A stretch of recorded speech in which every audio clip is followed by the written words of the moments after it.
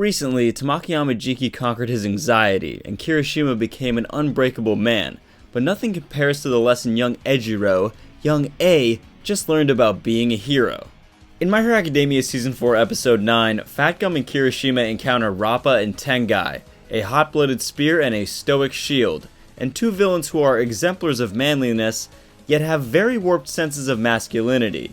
Kirishima must confront his past, grapple with the fact that everyone, including his unbreakable self, gets scared sometimes, and show these villains what it truly means to be a man. Also, Kirishima might have to fight Crimson Riot soon, so stay tuned.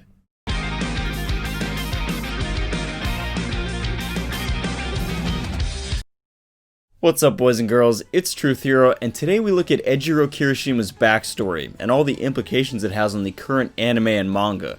We've seen who Red Riot Unbreakable is, but just who is Kirishima? How did this soft boy get to be so hard, man? This is the story of how Baby Shark grows up. Alright, I'll stop. Part 1. Eijiro Kirishima Origins. Ever since Kirishima was young, he hated his quirk. From the very moment it manifested as he was rubbing his eye and his hardened hand cut his face, he's always shown disdain for it. Despite it being a simple quirk, Kirishima believed all one needed was a chivalrous spirit and they could be a hero. However, in middle school when a villain appeared, Kirishima froze in the critical moment, and instead of standing tall like a chivalrous hero, Mina Ashido has to step in and save the day as Kirishima looks on in fear. By the way, to all you anime-only fans, the following is a bit of a spoiler. Well, kind of. This is Gigantomachia, and we've actually seen him before in the anime when villains began to gather. And if you actually read the manga, you'd understand what he's doing here when he's looking for the pro-hero agency. Feeling utterly useless and devoid of a chivalrous spirit, Kirishima sees that with just his boring hardening quirk, he isn't flashy like Mina, and as such doubts himself as both a potential hero and a man. But just when he believes he's pathetic, his role model Crimson Riot reminds him it's okay to be scared and hesitate. Chivalry is about having a strong spirit. So long as you keep going, regret nothing, and protect people, that's what being a hero is all about. He decides to go to UA, and then in front of Mina Ashido, vows to rebrand himself as someone who will live with no regrets. Kirishima will be useless and pathetic no more. From this day on, he'll be a man. Also, I'ma say it, Riot Queen, Kirishima and Mina, great ship, alright? Don't at me, it's not chivalrous to pick on a man's preferences. But you know what is gentlemanly and ladylike? This wholesome ship right here. Look, they even protect together. Now that's some chivalry, boys.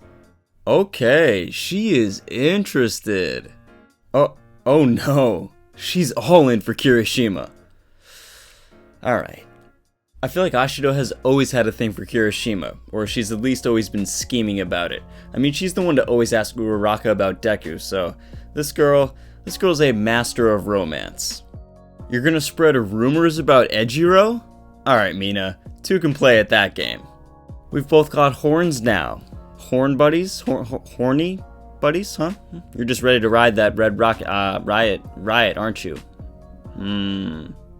Oh, you like that his entire body is unbreakable? I'm sure you do. Yep. If it can take a pounding from villains like Rappa, it can certainly handle your thick alien cheeks. Okay. This is canon, Mina. We all remember that scene from Alien, right? Where it gets them in the shower? Yeah, you knew what you were doing with this hero name. Don't play dumb, Pinky.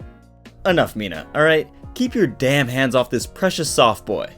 Well, until he's like 18 and uses his quirk, you know what I'm saying? Cause Mina fine as hell. Moving on. After this, Kirishima is again tested against the Blade villain which we saw a couple of episodes ago, and just when he feels he won't be able to keep up with his friends, he remembers what Bakugo and All Might said. Standing tall is enough, and Kirishima becomes unbreakable. His body may be stronger and unbreakable, but can the same be said for his resolve? Is his spirit unbreakable? Part 2. How to be a real man. Kirishima may have learned to accept his hardening quirk and his natural talent, but has he found himself as a man yet? If you're a dude and you're not a man, it's kind of hard to be a hero, and Kirishima learns this when he meets Rappa and Tengai. Rappa has a passion for violence and sees someone as manly only if they are tough and physically strong. Basically, you need to be macho. Rappa believes bringing a knife or a gun to a fight isn't manly. The person with the weapon always wins. Men are meant to rip each other apart with their own power. Rappa's right, it's not chivalrous to use a weapon in a fight. It's much more honorable to stand in the ring and use one's own strength and natural ability to conquer opponents in a fair fight. But there's way more to being a man than this.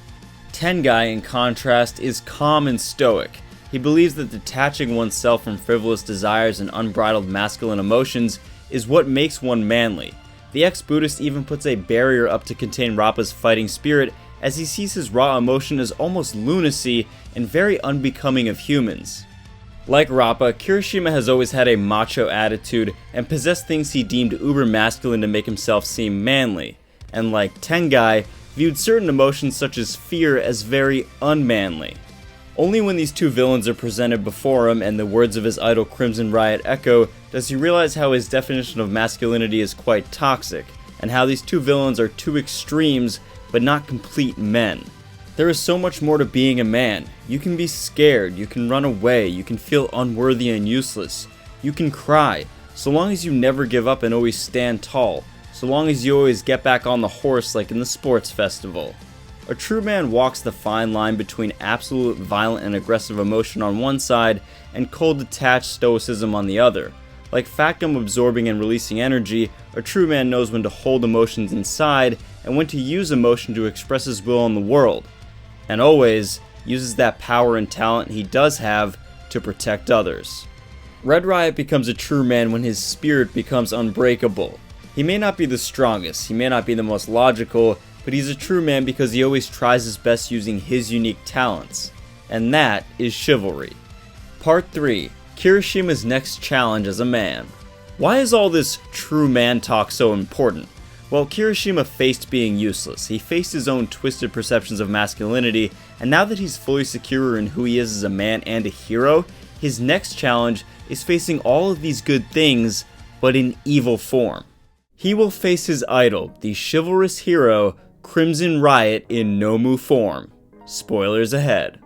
In the most recent chapter of the manga, we just saw Aizawa pleading with Kurogiri that if Shirakumo is still in there somewhere, we can all be heroes together. And we learned the shocking truth that Shirakumo's body was used as the base for a high-end nomu that is Kurogiri. We also learned that constructing high-end nomu that preserve the individuality, characters, and personalities of their base bodies is nothing new, as Kurogiri may have Shirakumo's personality, and the high-end nomu that Endeavor fought possessed the same demeanor as the street brawler thug used to create it. If the League of Villains and All For One can use the body of a dead student to make a nomu, they can certainly use the body of a professional hero. Although Crimson Riot's status is currently unknown, I can't imagine someone that was so retro working in the 1970s and 80s is still active as a hero today.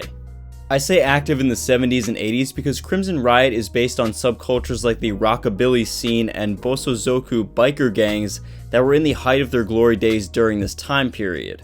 The important thing here is no one knows where he is, and just like Best Jeanist went missing, people probably aren't keeping tabs on every hero in retirement. It's possible that if he died, the League of Villains took his body, or they just kidnapped him.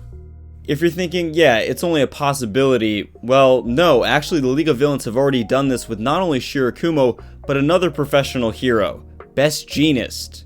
Hawks either killed Best Jeanist, or there's some elaborate plan to infiltrate the League of Villains with him. Regardless, Best Jeanist is currently in a duffel bag in the League of Villains' custody, and they may very well make him the base of one of these new high-end nomu. As I mentioned in my video about Bakugo's hero name, Bakugo fighting Best Jeanist in nomu form and being unable to tell him his hero name, or having to save Best Jeanist from the League of Villains, would serve as great character development for Bakugo, and the same could be true for Kirishima and Crimson Riot. Kirishima's next step as a man and a hero may be confronting not himself or his past, but rather the man who forged his chivalrous ideals, and even rescuing him from the League of Villains. If Kirishima has to fight Crimson Riot, this will severely test his ideals of chivalry and manliness because he will have to remind his idol of them and save the man who made him a man. But what do you guys think? What is Kirishima's next challenge as a man? Will Kirishima actually have to fight Crimson Riot in nomu form? Will Bakugo have to fight Best Jeanist? Let me know down below in the comments.